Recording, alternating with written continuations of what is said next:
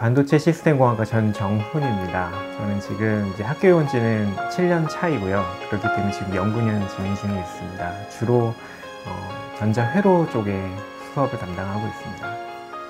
이 상을 받기에는 조금 이른 시점인 것 같아서요. 좀 부담스럽기도 한데 많이 양보해 주신 학과의 다른 교수님들, 저희 정보통신대학의 다른 교수님들께 많이 감사드리고, 또 저희 많이 수업을 도와줬던 많은 TA들이 있습니다. 학생들에게 특히 감사합니다.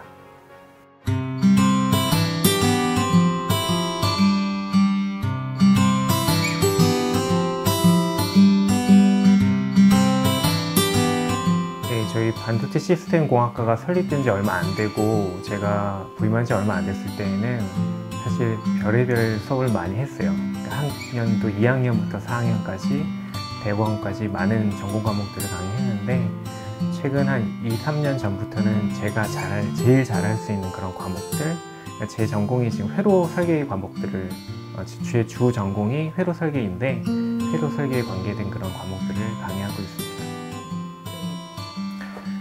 특별한 전략이라고 하면요, 그 학생들에 대한 기대 수준을 상당히 많이 낮춥니다. 사실은 제가 학생 때 수업을 들었던 그 수업 태도나 그런 것들을 좀 많이 염두하면서, 아무리 노력을 해도 사실은 대다수의 학생들이 잘 하지 못하는 것을 기본적으로 가정을 하고요. 거기에서 이제 어떤 내용을 가르쳐야 될지, 어떤 메시지를 전달해야 될지, 그런 것들을 고민하는 게 일단 기본적인 전략이라면 전략이고요. 그리고 수업 중에 아무래도 학생들과 소위 이제 인터랙션을 많이 하기 위해서 노력을 많이 하는 편입니다.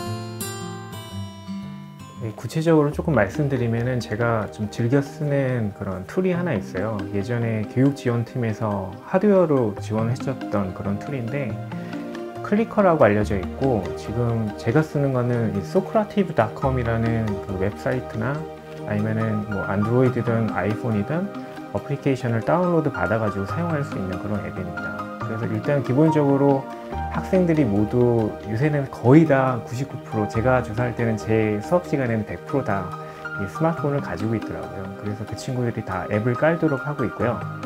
조금만 보여드리면은, 그 교수자는 그 소크라티브 앱 자체 안에서 그 강의실을 하나 개설할 수 있게 되어 있어요. 그래서 저 같은 경우에는 제 강의실은 여기 보시면 이제 400126이라고 이제 방 이름이 있는데요. 이게 진짜 정확하게 제가 강의하는 강의실의 숫자입니다. 그래서 학생들이 일단 제 강의실에 들어오게 되면은 이 룸으로, 이 버추얼 클래스룸으로 일단 학생들이 로그인을 하고요.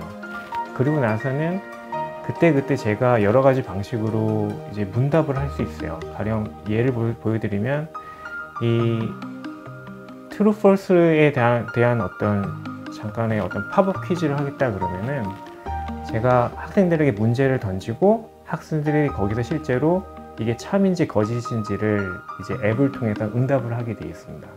그러면은 실시간으로 이제 몇 명의 학생들이 이 A를 택했는지 B를 택했는지가 실시간으로 나오게 돼요. 그래서 학생들의 실제로 이해 수준이 어느 정도인지 체크하기 상당히 좋고요. 그리고 뭐 사소하게는 뭐 시험 날짜를 정한다든지, 아니면 지금 내가 하고 있는 것을 몇 명이나 이해하고 있는지, 이런 것들을 체크할 때 상당히 유용하게 잘 쓸 수 있습니다. 제가 이걸 사용하면서 약간 처음에 놀랬던 건 뭐냐면은, 학생들이 그냥 이런 무기명으로 투표할 때랑 아니면 진짜 손을 들어서 얘기할 때랑 그 질문에 대한 답이 많이 달라지는 것을 보게 됩니다. 그래서 그것들을 확인한 다음부터는 주로 이 앱을 통해서 많이 학생들과 소통을 하게 되고요.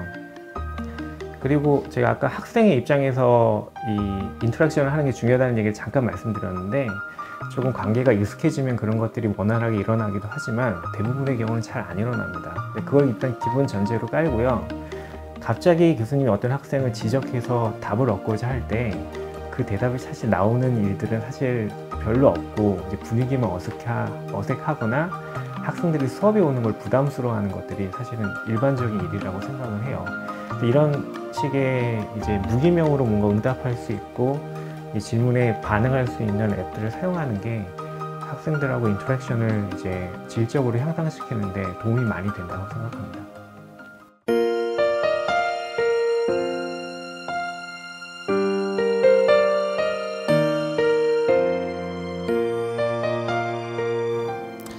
제가 지금 현재 담당하고 있는 학생들이 학부생들은 주로 이제 3학년 학생들이 많이 있습니다. 근데 저희 학과의 문화인지 아니면은 저희 학교의 추세인지는 잘 모르겠는데 어쨌든 학생들이 2학년 마치고 군대를 갔다가 3학년에 돌아온 학생들이 많이 있더라고요. 그래서 이 학생들이 3학년에 딱 복학하는 순간에 상당히 진지한 것을 많이 보게 됩니다. 이 친구들이 뭐 수업에 대한 열의도 비교적 높은 편이고 그리고 진로에 대한 그런 염려들도 많기 때문에 조금 더 적극적으로 수업에 임하는 그런 경향이 있습니다. 그래서 사실 이 수학하기에는 상당히 쉬운 편에 속하는 그런 학생들이라고 봅니다. 지금 학생들의 변화에 대해서 제가 기대하는 바 혹은 지금 일어나고 있는 일에 대해서 말씀드리기 전에 제가 학생일 때의 경험을 잠깐 먼저 말씀드리겠습니다. 제가 대학을 다닐 당시에는 이제 학부제도라는 것이 시작된 지 얼마 안 됐던 그런 시기였습니다. 그렇기 때문에 한 학년에 한 학과에 있는 한 학부에 있는 학생들이 많았고 그래서 대단위 강좌가 상당히 많이 있었어요. 그리고 이제 분반이 많이 있다 보니까 같은 과목을 이제 A, B, C, D 이 4개의 분반에 다른 교수님들이 강의하는 그런 일들이 많이 있었습니다. 근데 지금 시간이 한참 지나서 그때 같이 수업을 들었던 학생들이 지금 이제 각자의 위치에서 이제 일하고 있는 사람들일 텐데 어떤 일을 하고 어떤 세부 전공을 선택했는지를 보면은 그때 어느 교수님에게 수업을 들었는지가 크게 이제 영향을 미치는 것을 보게 됩니다. 가령 A 교수님에게 뭐 가라는 과목을 들었던 학생은 그쪽 분야를 하고 있고 이제 C라는 어떤 수업을 들었던 학생들 중에 어떤 특정 교수님에게 들었던 학생들만이 그 특정 분야에 대해서 일을 하고 있는 것을 이제 보게 됩니다. 근데 그런 거 보면은 어떤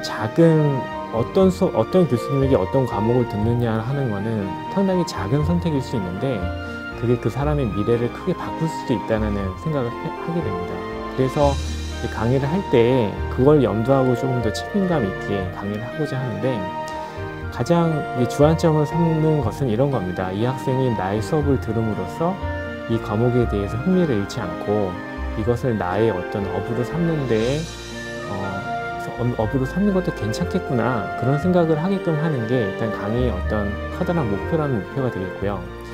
그래서 학생들 중에는 저희 그런 어떤 방향에 대해서 이제 긍정적으로 받아들여주고 그리고 수업이 끝났을 때 학기가 끝났을 때 이 과목이 정말 재미있어졌습니다. 보통 제가 강의하는 과목이 전자회로라는 비교적 학생들이 싫어하고 재미없어하는 과목인데 그럼에도 불구하고 이 강의를 통해서 흥미가 많이 높아졌습니다. 이것을 공부하고 싶습니다.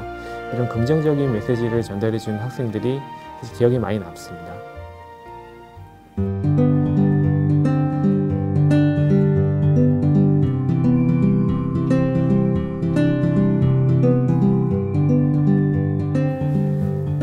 요새 모든 교수님들이 공통적으로 하시는 고민일 것 같아요. 뭐냐면은 내 강의가 과연 필요한 강의인가?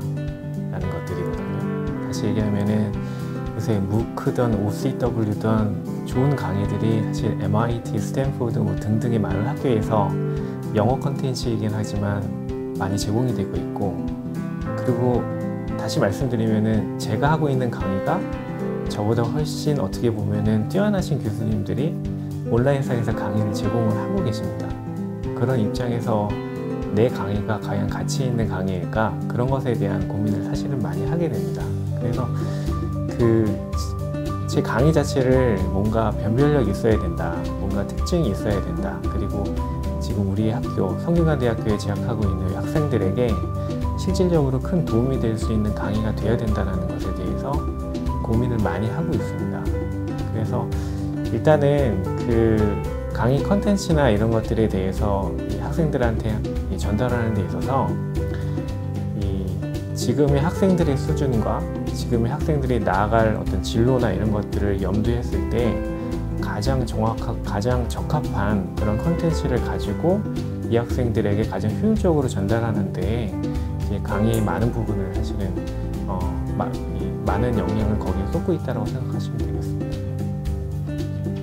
학생들에게 당부하고 싶은 이야기는요, 조금 더 큰 그림으로 봤으면 좋겠다는 생각이 많이 들어요. 그러니까 교수님들이 또 많이 안타까워하시는 것들이 제 교수님들이 어떤 학과의 로드맵이나 과목의 로드맵이나 어떤 교육 프로그램을 제공할 때 여러 가지 큰 그림 속에서 한 과목들을 이제 배치를 하게 되는데, 학생들은 다소 근시안적으로 과목들을 대하는 게 아닌가, 강의를 대하는 게 아닌가라는 생각이 많이 듭니다. 단지 학점이나 아니면은 이 꼭 필수로 들어야 된다 아니다 그런 것들을 떠나서 나의 진로에 적합한 어떤 로드맵을 찾고 그 안에서 집중해야 할 부분과 조금은 참고를 해야 될 부분들을 구분한다든지 그런 식의 약간 전략적으로 과목을 선택하고 듣는 것들이 필요하고, 그때 조금 더 이제 학점에 연연하지 않고 내 역량을 키우기 위해서 좀 더 학업에 충실할 수 있지 않을까, 그런 생각들을 많이 하게 됩니다.